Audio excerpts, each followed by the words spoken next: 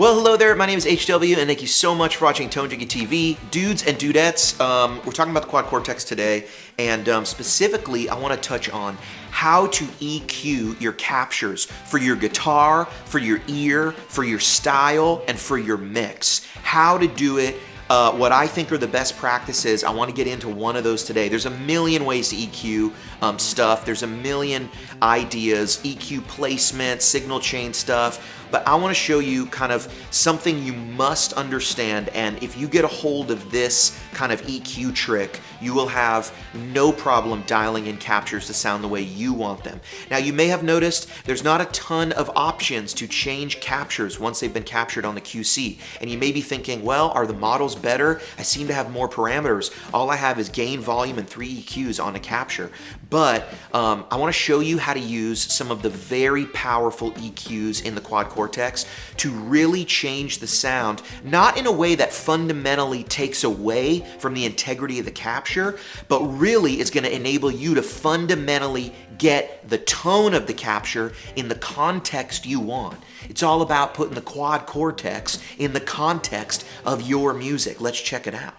All right, so jumping right in, TJ T-Rec Dirty, that's the preset, and we're dealing with this capture right here, TJ T-Rec Liverbird N4. Cool, okay, cool. We've got 2 EQs here. It's kind of meant to be one or the other.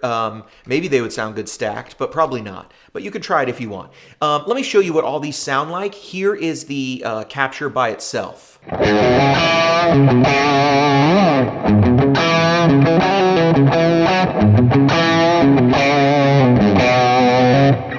With the first EQ, kind of like a rock EQ.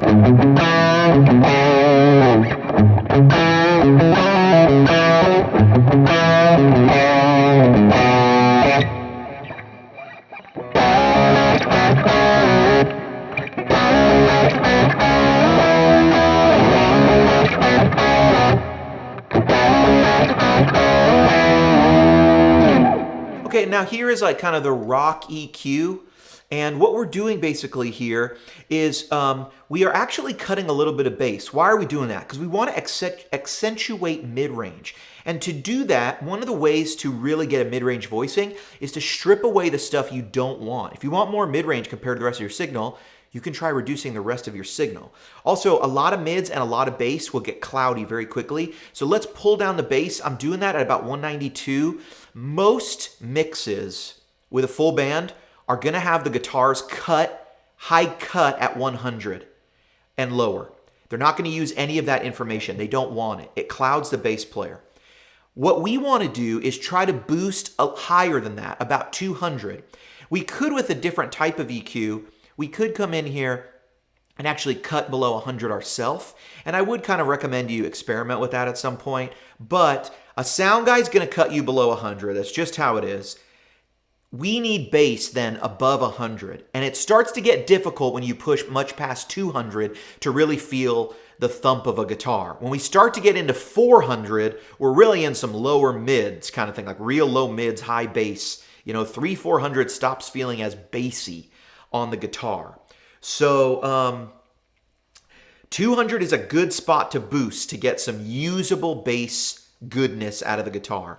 Now, my Q is 0.71, so everywhere below, that's sort of the shape of this curve. So everywhere below 192, I'm actually bringing it down. I'm shelving it down 1 decibel. So we're reducing all bass frequencies below 192. Okay, that's good. So we're leaving the good stuff. Now let's click on 2 here. What are we doing?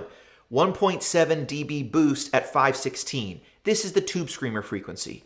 I've upped the Q to 0.9. We've given it just a little bit sharper than you're going to find standard. The standard Q is like 0.7, right? So now doing that is going to give us more low mids, more of that honk, more of that rock and roll sound.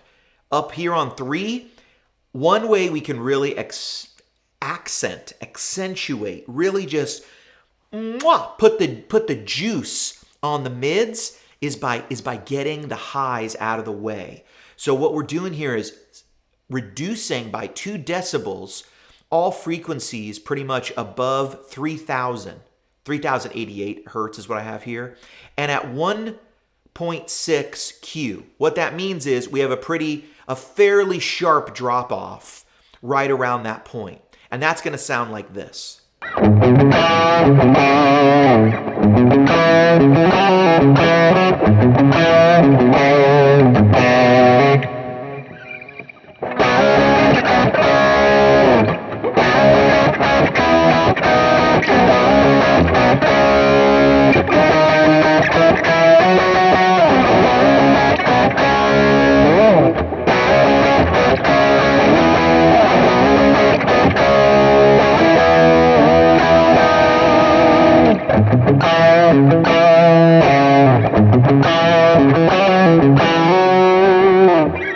Now that might sound a little honky in this context by itself, but in a band, which we'll do that in future videos, that is going to sit nicely and have a nice present spot. You're not going to crowd the bass player. The vocalist is not down in that range, but he is up there in the higher frequencies. Now, that's going to work for more rock-oriented type music and heavier stuff, but it's also going to work nice in like country rock, like think Keith Urban, really what kind of pretty warm guitar tones in a lot of ways, and some really nice stuff. Classic rock, it's going to go really well.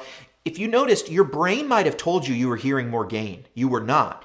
You were hearing a lot of rumbly low mid-range, and that kind of that mid-range with a reduced high end translates to your brain. That's overdrive. That's overdrive, because that's kind of a preferred EQ for overdrive. We're used to hearing that. When you add a lot of highs back in the signal, you sometimes feel like things clean up a bit. So let's try this other EQ that I call hot knife, and I use this a lot on Sunday mornings to cut through the mix.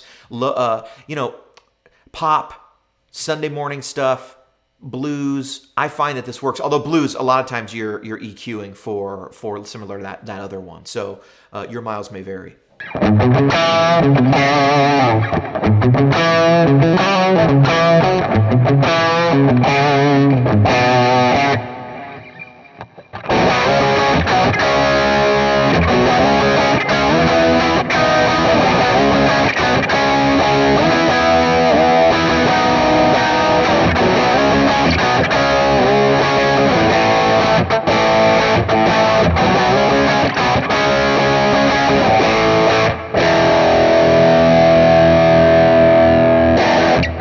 Now, what I notice is it's a little bit harder to sort of clean up and play lightly the more high end you take away, which is, to me, just a byproduct of like, high end, your ear hears that as clean, clear. You think like strats always sound cleaner, even if they're not really, even if you up the gain until you really make them sound thick with a lot of low mid-range. So right here, what I'm doing to get this a little more just like a high end, I'm really doing a lot, but basically what I'm doing is I'm adding a little 500. I'm actually boosting some of this low bass. So I'm actually giving us some of that back, and that kind of fights the low end. It kind of fights that mid-range. I actually add the mid-range to make it not feel scooped, and then I'm really accenting 1,000 and 1,500 to try to get me some of that cutting, kind of cut the mix. It's nice for a lead tone type of thing. It can be anyway. I mean, you can get a really warm lead tone, of course, but if you kind of want to cut through, that might be what you do. Now here I'm actually boosting a little bit of high end too. I'm pretty much doing the complete opposite of all that other stuff, and it's translating some other stuff. Listen to this high end stuff, okay?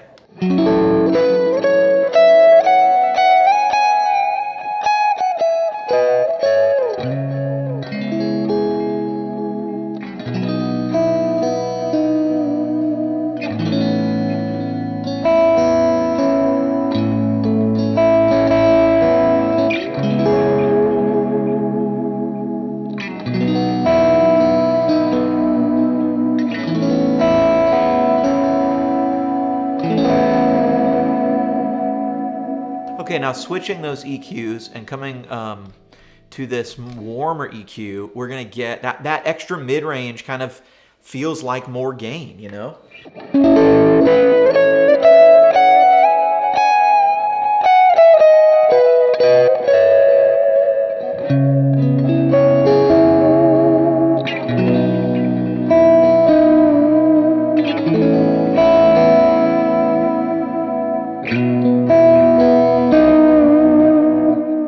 a subtle thing, but just not letting that that extra high end out just hits my ear as like, oh, this is warmer, it's darker, it's a little more aggressive, right? And so those are that's neither good nor bad. It's what you're after. You know, on the single coils, it might not be even doing that much. You might though have a warmer humbucker where you need that high end. You desperately are going to need it for the lighter stuff. I found that to be true. Maybe with the single coils, it often just sounds thicker or thinner, and that's just sort of the way it is. I hope this is helpful. Take these EQs, check them out. This is a very useful one, the rock kind of EQ, the rock, you know, kind of mix EQ, and then kind of the cut the mix or the hot knife EQ.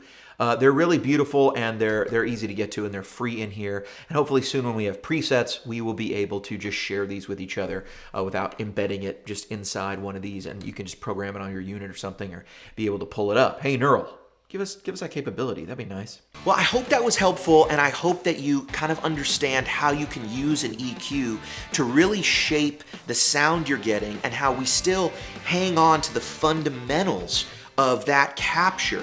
You know, the magic of the amp tone that's in that capture is still there. We're not trying to make an AC30 sound like something else. We're trying to make it sound like an AC30 in the mix where we want it, or an AC30 that sounds great with this guitar, or an AC30 for this style, or you get what I'm saying? So I hope this has been helpful. I hope that sort of unlocked, you know, something for you guys, and will help you get your rigs dialed in better, easier, faster.